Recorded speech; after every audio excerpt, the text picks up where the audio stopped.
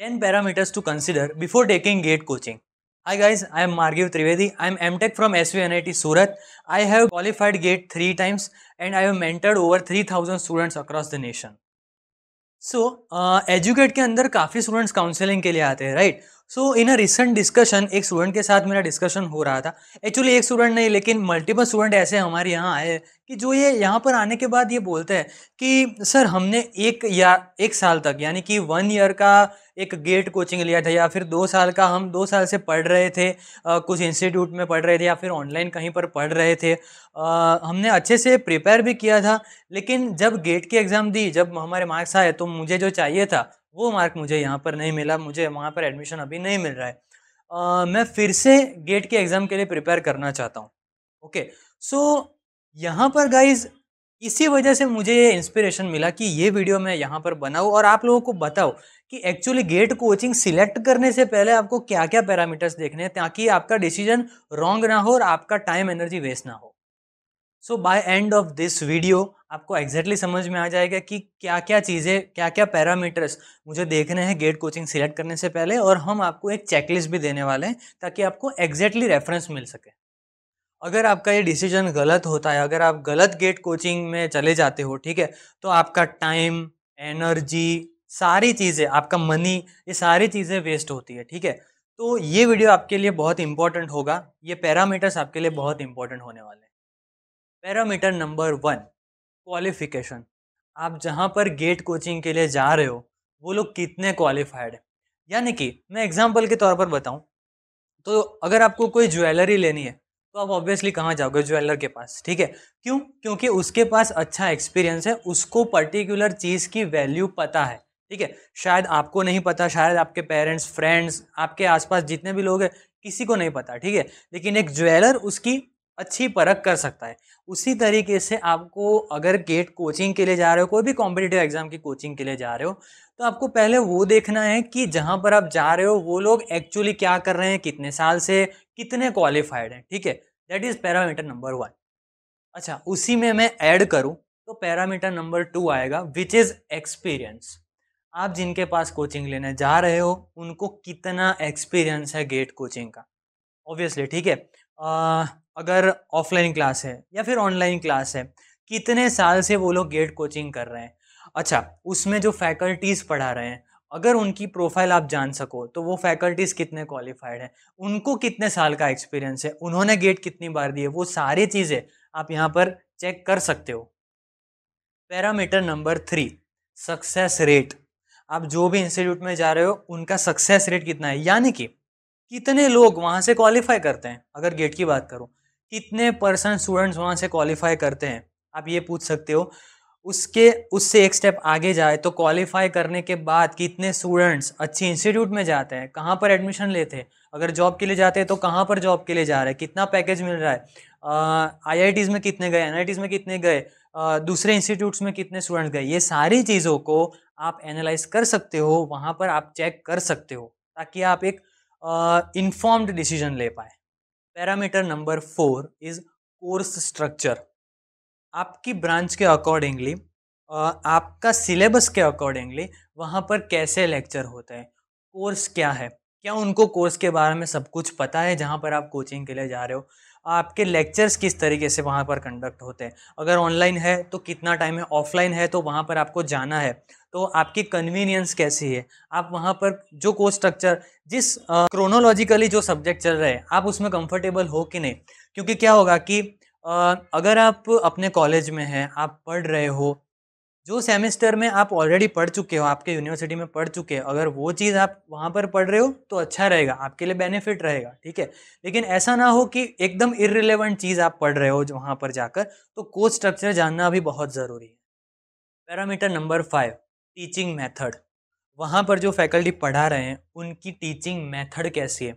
इसके लिए आप, अगर वो लोग डेमो लेक्चर प्रोवाइड कर रहे हैं, अगर आप देख सकते हो कि किस तरीके से एक टिपिकल लेक्चर कंडक्ट होता है, तो आपको बहुत ज़्यादा बेनिफिट होगा। तो ये चीज़ भी आप करके देख सकते हो, टीचिंग मेथड आपको कंफर्टेबल है कि नहीं। क्योंकि क्या होगा कि जनरली कॉम्पिटिटिव एग्जाम के लेक्चर्स जो होते हैं वो 3 घंटे, 4 घंटे, 5 घंटे, 6 घंटे के भी होते हैं कहीं-कहीं पर, ठीक है। तो वो आपको कंफर्टेबल होना चाहिए। तो ये भी एक बहुत इंपॉर्टेंट पैरामीटर होगा। Parameter number 6, test series and its frequency. Okay, test series आपको पता होगा कि कोई भी कॉम्पिटिटिव एग्जाम के लिए बहुत ज़्यादा ज़रूरी होती है अपने नॉलेज को चेक करने के लिए, वो खुद से देनी होती है, ठीक है। लेकिन अगर मैं स्पेशली गेट की बात करूं, ठीक है, तो टेस्ट सीरीज सिर्फ देना इंपॉर्टेंट नहीं होता गाइस, ठीक है। अगर आप कोई भी कोचिंग में जाते हो वहां से आपको टेस्ट सीरीज मिलेगी, लेकिन वो टेस्ट सीरीज आपको सारी एक साथ दी गई है और जब चाहो आप जो भी दे सकते हो, ऐसा है? अगर ऐसा है तो आपको देखना है कि भाई उसका एनालिसिस वहां पर हो रहा है कि नहीं, जहां पर मैं कोचिंग ले रहा हूँ, क्योंकि वो जानना जरूरी है। आपने कोचिंग इंस्टीट्यूट वाले जो लोग हैं वो उनका एनालिसिस कर सके, ऐसा होना चाहिए, क्योंकि वो एनालिसिस करके आपको उसका गाइडेंस दे सकते हैं कि अब मार्क को कैसे बढ़ाना चाहिए और फ्रीक्वेंसी कैसी होती है। हम एजुकेट के स्टूडेंट्स में सभी स्टूडेंट्स को पर्सनली बुलाकर उनके मॉक टेस्ट, खास करके मॉक टेस्ट के ऊपर ज़्यादा ध्यान देते हैं कि उनके मार्क क्यों नहीं बढ़ रहे, अगर बढ़ रहे हैं तो कैसे बढ़ रहे हैं, अगर नहीं बढ़ रहे तो क्यों नहीं बढ़ रहे, ताकि मेनली जो लोग के मार्क अटक गए हैं वो वहाँ से आगे जा सके। Parameter number 7, study material.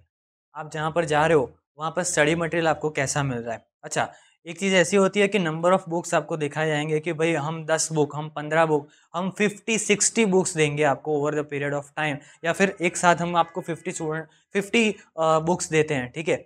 लेकिन वो बुक खोल कर आपने देखा कि उसमें क्या कंटेंट है? जो कंटेंट है वो गेट ओरिएंटेड, गेट के सिलेबस से अलाइंड होने चाहिए, वो चीज़ आपको ज़रूर चेक करनी है। Parameter number 8, accessibility and support system. जहाँ पर आप कोचिंग में जा रहे हो वहाँ पर क्यों ये ज़रूरी है वो मैं आपको सबसे पहले बता दूंगा कि ऐसा बहुत स्टूडेंट्स को होता है, मैं तो यहाँ पर देखता हूँ, ठीक है, हमारे एजुकेट में, कि भाई काफ़ी स्टूडेंट्स मतलब प्रिपरेशन स्टार्ट करने के बाद डिमोटिवेट हो जाते हैं किसी तरीके से, किसी भी तरीके से किसी ने बोल दिया तो वो कंप्लीट डिमोटिवेट होकर ये बोलते हैं कि मैं गेट छोड़ रहा हूँ, ठीक है। लेकिन उस टाइम पर आपको मेंटरिंग की सबसे ज़्यादा ज़रूरत होती है। तो कैसे चीज़ों को हैंडल करना है, अगर कोई डिमोटिवेशन आता है तो आपको मेंटर, जो आपके मेंटर है उनका एक्सेस होना चाहिए ऑब्वियसली, ठीक है। तो ये एक्सेसिबिलिटी आपको चेक करनी है कि मैं पर्सनली जाकर कैसे मिल सकता हूँ। और सपोर्ट सिस्टम, यही चीज़ सपोर्ट में भी आएगी, ठीक है। आपको कभी भी डिमोटिवेशन आता है, कोई भी क्वेश्चन, कोई भी स्ट्रेटेजिक क्वेश्चन का आंसर चाहिए, तो वहाँ पर आपको एक सपोर्ट सिस्टम मिलना चाहिए, आपके डाउट सॉल्विंग के लिए भी सपोर्ट सिस्टम मिलना चाहिए। ये चीज़ आपको चेक करनी है। Parameter number 9, personal mentoring. ये बहुत ज़्यादा इंपॉर्टेंट होता है।